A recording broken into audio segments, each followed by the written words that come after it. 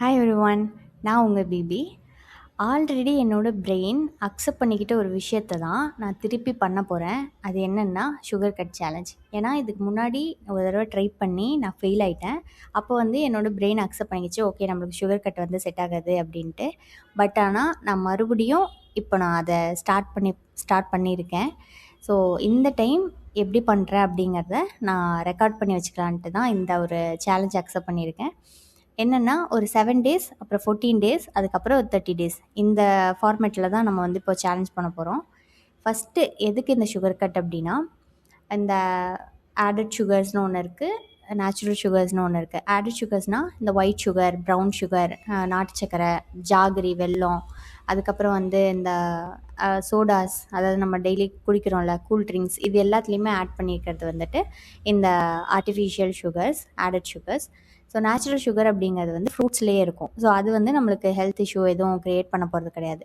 But ஏன் இந்த sugar எல்லாத்தையும் நம்ம அவாய்ட் பண்ணோம் அப்படின்னா, இதனால ஒரு ஹார்ட் டிசீஸ் வரலாம், இல்லை வெயிட் கெயின் ஆகலாம், அப்புறம் வந்து வேறு ஏதாவது ப்ராப்ளம்ஸ் கூட வரலாம். ஏதாவது சுகர் டயபிட்டிஸ் பேஷண்ட்டு, இவங்க எல்லாத்தையுமே வந்துட்டு சுகர் கட் பண்ண சொல்லுவாங்க.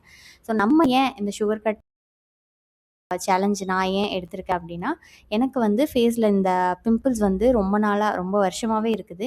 ஒரு நாள் கூட என் ஃபேஸில் இந்த பிம்பிள்ஸ் இல்லாமல் இருந்ததே கிடையாது.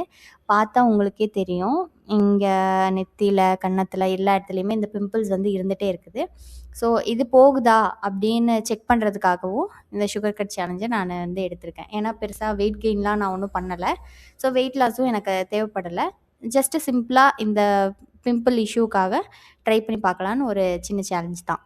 ஸோ இது யாரெலாம் அவாய்ட் பண்ணலாம் அப்படின்னா, ரொம்ப வெயிட் போட்டுருக்கிறவங்க, அதிகமாக கேஜிஸ் இருப்பீங்கள்ல வெயிட்டு, ஸோ அவங்க எல்லாருமே அவாய்ட் பண்ணிக்கலாம். ஹார்ட் டிசீஸ் இருக்கிறவங்க, டயபிட்டிஸ் பேஷண்ட்டு, இவங்க எல்லாருமே நார்மலாகவே தெரிஞ்சது தான் நம்மளுக்கு. ஸோ இவங்க எல்லாருமே அவாய்ட் பண்ணிக்கலாம். அடுத்து இது நம்ம எப்படி பண்ண போகிறோம் அப்படின்னா, ஒன்றும் இல்லை, இந்த ஆடட் சுகர்ஸ் எல்லாத்தையுமே நான் கட் பண்ண போகிறேன். நார்மலாகவே ஸ்வீட் வந்து நிறைய நான் சாப்பிட மாட்டேன்.